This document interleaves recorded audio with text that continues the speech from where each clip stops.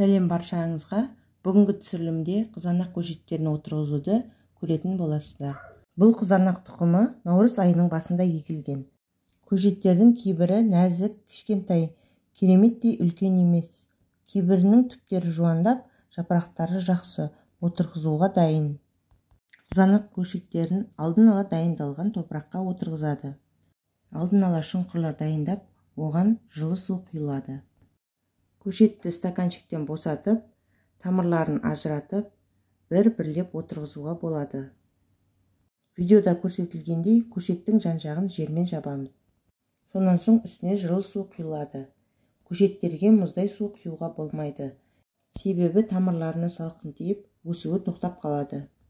Бұл жерде су құйылғаны түсірілмей қалыпты. Көшеттерді осылай бір-біреуден немесе екеуден отырғызуға болады. Мына жерде бір-бірден отырғызылғандар. Егер жерлеріңіз аз болса, екеуден отырғызуға болады. Егер жерлеріңіз кең болса, бір-бірден отырғызғандарыңыз дұрыс. Күтімі де оңайырақ болады. Көшеттерді негізі кешкі мезгілде, яғни күннің көзі қайтқанда отырғызған дұрыс. Сол кезде түнімен тамыры жерге бекиді. Осы тамыр әбден жерге бекігенше 2 мезгіл су құйылады. Аяқ су келгенше қолдап суарады. Жаңбырдан кейін де отырғызса болады. Жер ананың ризығы молынан болсын.